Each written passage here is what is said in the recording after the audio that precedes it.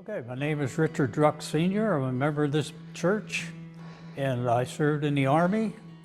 I served in the European Theater of Operations. I served from 54 to 60. My name is Jack Fissel. I enlisted in the Marines for 4 years in 1959, served in the early 60s. It was a great eye-opener. I mean, if anybody ever heard of Parris Island, South Carolina, if you've never been there, that's an eye-opener in itself. But I'm happy to say that I served in the Marines. I'm happy to say I was a Marine. I'm proud to be a Marine. My name is Brian Richter, and from the time I was a kid, I always wanted to be in the military. I joined the Maryland Army National Guard when I was a senior in high school.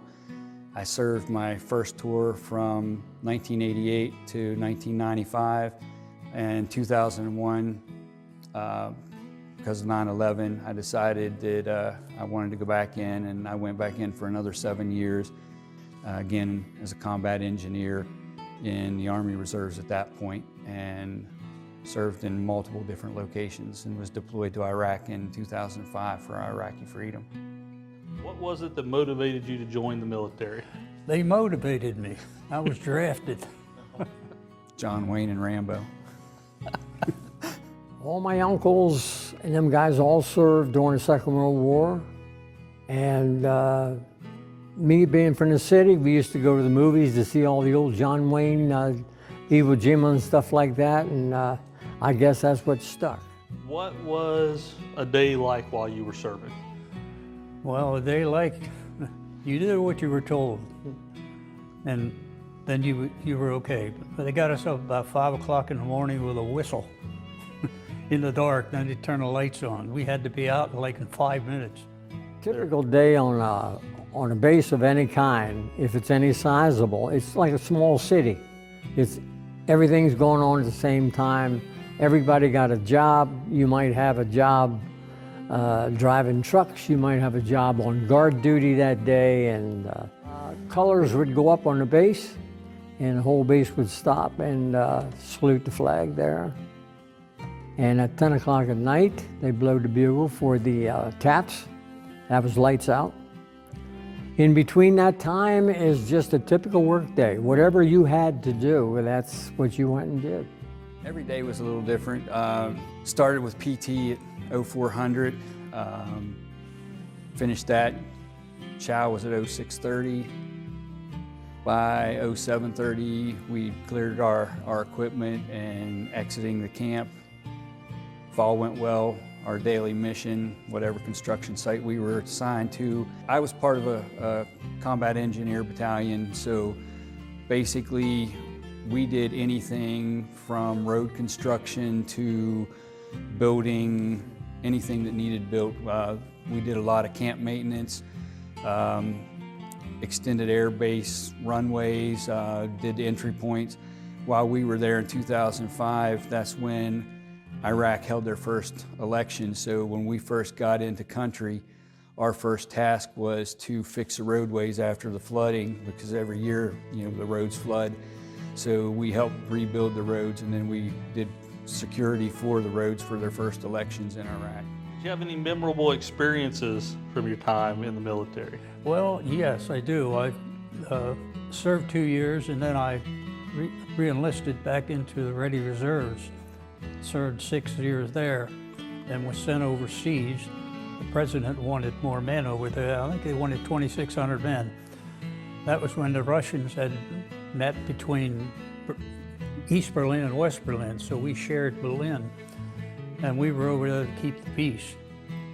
And we were over there along with the wall boys. We had to carry our Russians, but we couldn't give eye contact to the Russians. They were on the other side of the fence, and we were on this side. And they were threatening us, and that's why they sent us over there. And we couldn't put any shells in our rifles. Somebody just might accidentally pull the trigger, and you know what happened there. One of the construction jobs that we were given was to extend the runways on Ali Al Assad Air Base in northern Kuwait. And my squad was sent down there for about 3 months, and we would work usually 12 days in a row, and then we'd have a couple of days off.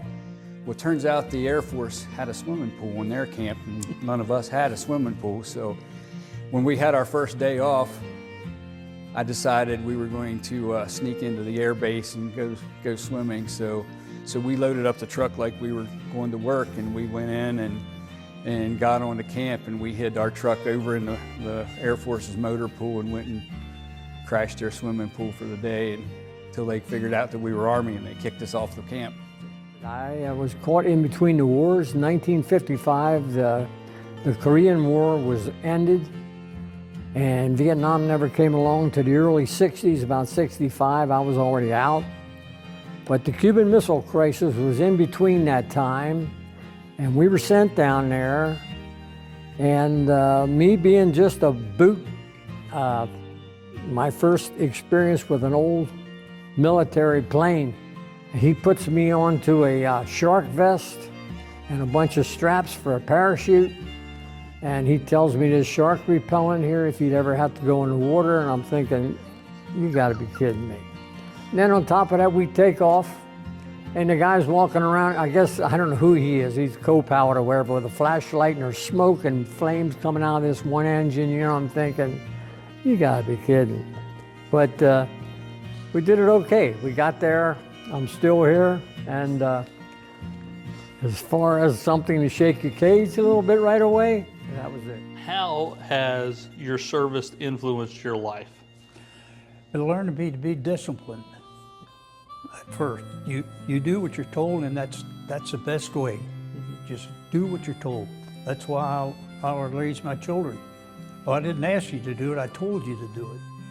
It makes you a better person all the way around. It really opens you up from the kids standing around in the corner of the city versus what really needs to be done here. And as you grow older, you see it better. You see the big picture and you realize that somebody's got to do it. What was one of the biggest challenges you faced? And then also, how did just being in the military kind of shape how you view the world, how you view our country and things like that? Probably the hardest thing I had to go through was leaving my family. Being a squad leader, I tried to send all my people on leave before I took leave. So by the time it was my turn, I had been in country. I came home for 2 weeks leave in August, so I had been in country almost 10 months. If I had it to do over, I would have stayed in country. I wouldn't have come home, because leaving the second time was the hardest thing that I've ever had to do, and it was tough. Do you have any advice for people based on being in the military, what you've seen around the world, what you see today? Do you have any advice that you'd like to share with folks? Well, while I was in, the last 6 years I was in, I served in Europe, and I was in about 10 different countries. And we are blessed in this country. We certainly are blessed. I see so many people who are indifferent or ungrateful for the country that we live in. And, you know, for most people, they've never traveled outside the country, or if they have, it's been to a tourist destination. And I think for most people, especially younger people, they think the rest of the world lives like we do. And they've not seen how bad the rest of the world has it. And it's easy when this is your total experience to take it for granted. And you know, we're blessed to live in the greatest country in the world, and God has truly been good to us. And I just wish that this current generation was more patriotic and just valued the freedoms that God's blessed us with.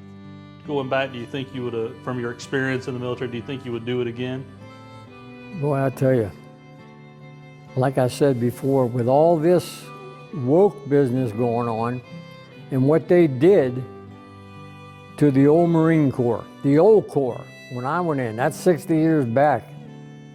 These guys were real Marines at that time. I don't know what's going on down there now, but I'd give some real thought to what I was going to do before I made any hasty decisions to go and enlist. You know, I have nothing but admiration for the people that I serve with and the time that I spent in, and you know, if I could, I would go back in a heartbeat.